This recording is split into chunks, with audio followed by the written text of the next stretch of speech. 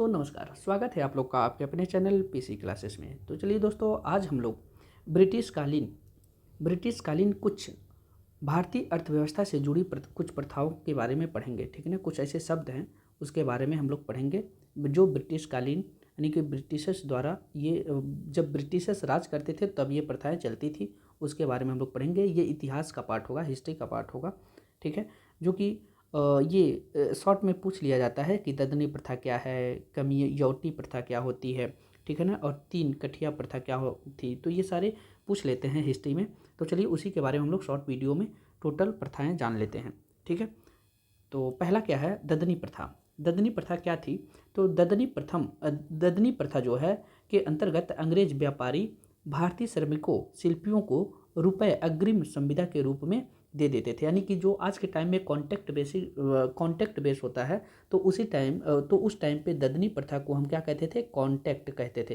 यानी कि वो लोग पहले से ही कॉन्टैक्ट करा लेते थे, उसी को ददनी प्रथा कहा जाता था। जैसे आप यहाँ पे पढ़ सकते हैं कि ददनी प्रथा के अंतर्गत अंग्रेज व्यापारी भारतीय श्रमिकों या शिल्पियों को रुपए अग्रिम माने होता है कॉन्टैक्ट संविदा के रूप में दे देते थे कि ये मेरे लिए इतना आप करके रखोगे।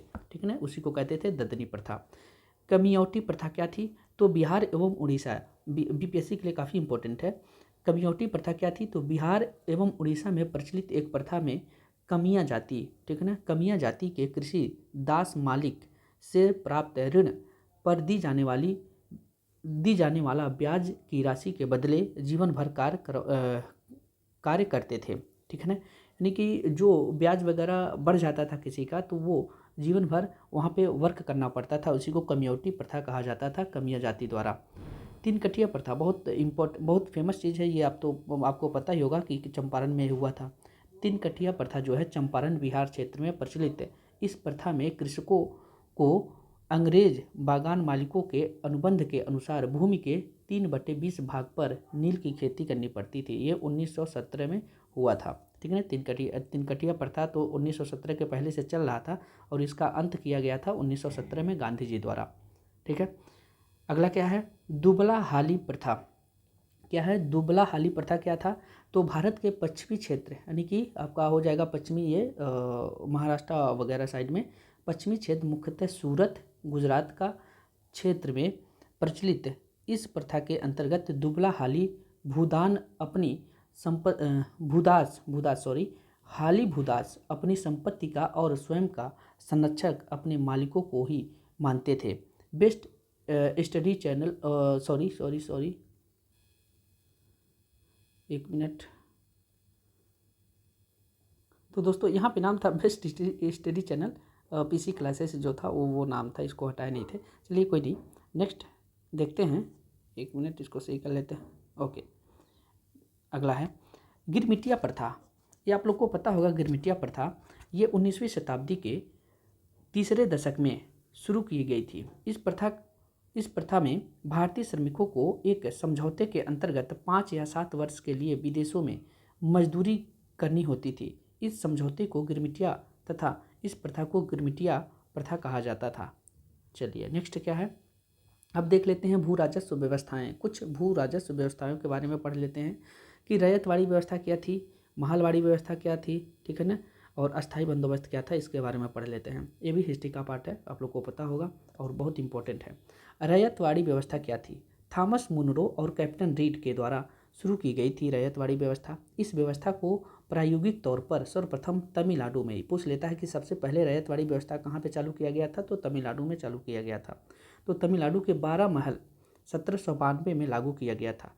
तमिलनाडु, मद्रास, बम्बई प्रेसिडेंसी के कुछ हिस्सों, असम एवं कुर्ग के कुछ हिस्सों सहित यह व्यवस्था ब्रिटिश भारत के लगभग 51%, सबसे ज़्यादा भाग पर रैयतवाड़ी व्यवस्था ही चालू किया गया था, 51% भूभाग पर लागू की गई थी। इसके अंतर्गत किसानों को भूस्वामी मानकर लगान का निर्धारण किया जाता था।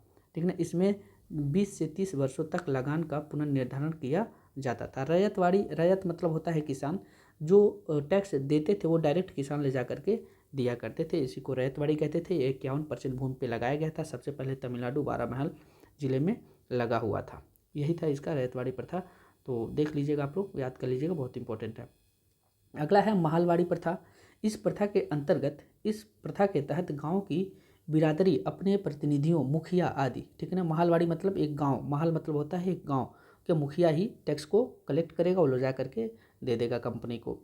तो मुखिया आदि के माध्यम से रकम चुकाने का भार अपने ऊपर लेती थी। यह व्यवस्था उत्तर प्रदेश, मध्य प्रांत, पंजाब अर्थात भारत के कुछ कुल जो है कितने 30% भाग पर लगा हुआ था। कौन? महलवाड़ी प्रथा। ठीक है, महलवाड़ी प्रथा भारत के कुल 30% भूभाग पर लगा था। इस प्रथा को जो है मार्टिन बर्ट को उत्तरी भारत में भूमिका व्यवस्था का प्रवर्तक के नाम स्मरण किया जाता है। ठीक है, अगला क्या है आप देखेंगे नील दर्पण। नील दर्पण यह दीनबंधु मित्र द्वारा 1860 में लिखित नाटक था, जिसमें नील की खेती करने वाले कृषकों की दयनीय दशा का वर्णन था। नील के रंग बनाने का उद्योग भारत में 18वीं शताब्दी के अंत में शुरू किया गया था। अगला है आपका लास्ट, अस्थाई बंदोबस्त। यह व्यवस्था लॉर्ड कॉर्नवालिस ने सर जॉन शोर के सुझावों पर 1793 में लागू की थी। इसके तहत लगान की एक निश्चित मात्रा जो जमींदारों द्वारा देय थी, हमेशा के लिए निर्धारित कर दी गई। जमींदार अपनी सेवाओं के लिए एक हिस्सा यानी कि 1/11 अपने पास रखता था। यह व्यवस्था बंगाल, बिहार, उड़ीसा तथा बनारस के क्षेत्रों एवं कर्नाटक पर लागू की गई थी। तो भारत के टोटल 19% भाग पर क्या लागू हुआ था? अस्थाई बंदोबस्त। और अगर देखा जाए 30% भाग पर महलवाड़ी और 51% भाग पर रैयतवाड़ी व्यवस्थाएं लागू की गई थी। तो ये 3 जो है व्यवस्थाएं थी जो बारी बारी से लगाई गई थी इंडिया पे। ठीक है ना, चलिए ये था आज का वीडियो, धन्यवाद।